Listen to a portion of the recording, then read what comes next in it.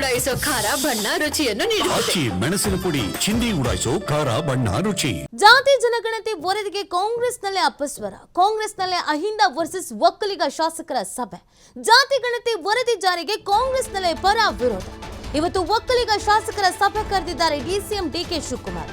ನಾಳೆ ಅಹಿಂದ ಸಮುದಾಯಗಳ ನಾಯಕರ ಮೀಟಿಂಗ್. ಸಚಿವ ಮಹದೇವಪ್ಪ ಅಥವಾ ಜಾರಕಿಹೊಳಿ ನಿವಾಸದಲ್ಲಿ ಸಭೆ. ದಲಿತ, ಒಬಿಸಿ, ಅಲ್ಪಸಂಖ್ಯಾತ ಸಮುದಾಯದ ನಾಯಕರ ಸಭೆ. ಸಂಪುಟ ಸಭೆಯಲ್ಲಿ ಜಾತಿ ಗಣತಿ ವರದಿ ಜಾರಿಗೆ ಆಗ್ರಹ. ಸಿಎಂ ಮೇಲೆ ಒತ್ತಡ ತರುವ ಬಗ್ಗೆ ಸಭೆಯನ್ನ ನಡೆಸಲಿದ್ದಾರೆ ನಾಯಕರು. ಈಗಾಗಲೇ ಪ್ರಬಲ ಸಮುದಾಯಗಳಿಂದ ವರದಿ ಜಾರಿಗೆ ವಿರೋಧ ವ್ಯಕ್ತವಾಗ್ತಾ ಇದೆ.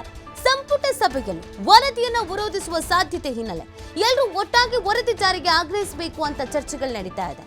ನೋಡಿ, ಸಚಿವ ಸಂಪುಟದಲ್ಲಿ ಮಹತ್ವದ ಒಂದು ನಿರ್ಧಾರವನ್ನ ಕೈಗೊಳ್ಳಬೇಕು ಅಂತಂದ್ರೆ ಚರ್ಚೆ ಆಗಬೇಕಾಗತ್ತೆ. ಒಮ್ಮತದ ನಿರ್ಧಾರ ಬಂದ ನಂತರ ನಿರ್ಣಯ ಕೈಗೊಳ್ಳಬೇಕಾಗತ್ತೆ. ಬಟ್ ಈ ವಿಚಾರದಲ್ಲಿ ಇಲ್ಲಿವರೆಗೂ ಏನೇನು ಸಚಿವ ಸಂಪುಟ ಸಭೆಯಲ್ಲಿ ಚರ್ಚೆಗಳಾಗಿದೆಯೋ ಅದೆಲ್ಲದಕ್ಕೂ ಒಂದು ಒಮ್ಮತದ ನಿರ್ಧಾರಕ್ಕೆ ಬಂದ್ಬಿಟ್ಟಿದ್ದಾರೆ ಕಾಂಗ್ರೆಸ್ನವರು. ಆ ನಿರ್ಣಯಗಳನ್ನು ಜಾರಿಗೆ ತಂದಿದ್ದಾರೆ. ಬಟ್ ಈ ಜಾತಿ ಗಣತಿ ವಿಚಾರ ಇದೆ ನೋಡಿ, ಇದರಲ್ಲಿ ಒಮ್ಮತದ ನಿರ್ಧಾರ ಬರೋಕ್ಕೆ ಸಾಧ್ಯನೇ ಇಲ್ಲ. ಕಾರಣ ಏನು ಅಂತ ಅಂದರೆ, ಈ ನಾಯಕರುಗಳ ತಲೆಗೆ ಈಗ ಸಮುದಾಯದ ಜವಾಬ್ದಾರಿ ಬೇರೆ ಇದೆ. ಸಮುದಾಯದ ಸ್ವಾಮೀಜಿಗಳು, ಸಮುದಾಯದ ಜನರು ಈ ನಾಯಕರನ್ನು ಪ್ರಶ್ನೆ ಮಾಡ್ತಾರೆ. ನೀವು ಹೆಂಗ್ರಿ ಒಪ್ಕೊಂಡ್ರಿ ಈ ಜಾತಿ ಗಣತಿ ವರದಿ ಅನುಷ್ಠಾನಕ್ಕೆ ತರಕ್ಕೆ? ನಮ್ಮ ಸಮುದಾಯಕ್ಕೆ ಅನ್ಯಾಯ ಆಗ್ತಿದೆ ಅಂತ ಗೊತ್ತಿದ್ರು ಕೂಡ ನೀವ್ಯಾಕೆ ಧ್ವನಿಗೂಡಿಸಿದ್ರಿ ಅನ್ನೋ ಪ್ರಶ್ನೆಯನ್ನ ಮಾಡ್ತಾರೆ. ಸಮುದಾಯವನ್ನು ಎದುರಾಕೊಂತು ಅಂತ ಅಂದ್ರೆ ಮುಂಬರುವಂತ ಚುನಾವಣೆಗಳಲ್ಲಿ ಆ ಸಮುದಾಯದವರು, ಆ ಸಮುದಾಯದ ನಾಯಕ ಅಂತ ಏನು ಕರೆಸ್ಕೊಳ್ತಾರೋ ಅವ್ರಿಗೆ ಬುದ್ಧಿ ಕಲಿಸ್ಬಿಡ್ತಾರೆ, ಓಟ್ ಹಾಕಲ್ಲ. ಈ ಕಡೆ ತಮ್ಮದೇ ಪಕ್ಷದ ನಿರ್ಧಾರವನ್ನ ನಾವು ಒಪ್ಕೊಳ್ಳಲ್ಲ ಅಂತ ಹೇಳಕ್ಕೂ ಆಗಲ್ಲ. ಯಾಕಂದ್ರೆ ಪಕ್ಷದ ಹೈಕಮಾಂಡ್ ನಾಯಕರೇ ಒಪ್ಕೊಂಡಿದ್ದಾರೆ. ಹಾಗಾಗಿ ಈಗ ಅಡಕತ್ತೇರಿಯಲ್ಲಿ ಈ ನಾಯಕರುಗಳು ಸಿಕ್ಕಾಕೊಂಡು ಬಿಟ್ಟಿದ್ದಾರೆ. ಏನ್ ನಿರ್ಧಾರ ತೆಗೆದುಕೊಳ್ತಾರೆ, ಏನ್ ಹೇಳ್ತಾರೆ, ಇದು ಸಹಜವಾಗಿ ಪ್ರಶ್ನೆ ಇರುವಂಥದ್ದು. ಈಗ ಒಂದು ಮೀಟಿಂಗ್ಗಳನ್ನ ಅರೇಂಜ್ ಮಾಡ್ಕೊಳ್ತಿದ್ದಾರೆ.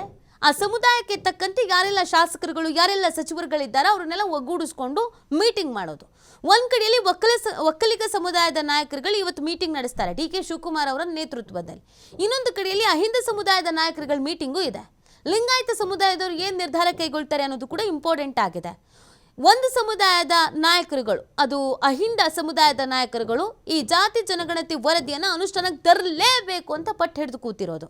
ಇನ್ನೊಂದು ಕಡೆಯಲ್ಲಿ ಒಕ್ಕಲಿಗ ಸಮುದಾಯ ಮತ್ತು ಲಿಂಗಾಯತ ಸಮುದಾಯದವರು ಯಾವುದೇ ಕಾರಣಕ್ಕೂ ಈ ವರದಿ ಅನುಷ್ಠಾನ ಆಗೋದು ಬೇಡ ಅಂತ ಹೇಳ್ತಾ ಇರೋದು.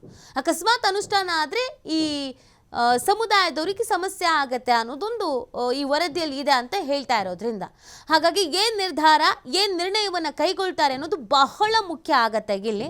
ಜೊತೆಗೆ ಕಾಂಗ್ರೆಸ್ಗೆ ಇದೊಂದು ದೊಡ್ಡ ತಲೆನೋವು, ತಲೆಬಿಸಿ ಕೆಲಸನೇ. ಇದನ್ನು ಅವರೇ ಮಾಡ್ಕೊಂಡಿರೋದ್ರಿಂದ ಹೇಗೆ ಬ್ಯಾಲೆನ್ಸ್ ಮಾಡ್ತಾರೆ ಅನ್ನೋದು ಬಹಳ ಇಂಪಾರ್ಟೆಂಟ್ ಆಗತ್ತೆ. ಯಾರು ಬೇರೆ ಪಕ್ಷದವರು ಜಾತಿ ಗಣತಿ ವರದಿ ಜಾರಿಗೆ ತರಲೇಬೇಕು ಅಂತ ಹೇಳ್ತಾ ಇರಲಿಲ್ಲ. ಕಾಂಗ್ರೆಸ್ದವರೇ ತರ್ತೀವಿ ಅಂತ ಪ್ರಣಾಳಿಕೆಯಲ್ಲೂ ಹೇಳಿದ್ದು, ಈಗ ತರಲೇಬೇಕು, ಮಾತು ಕೊಟ್ಟ ಮೇಲೆ ಅದನ್ನು ಈಡೇರಿಸಲೇಬೇಕು.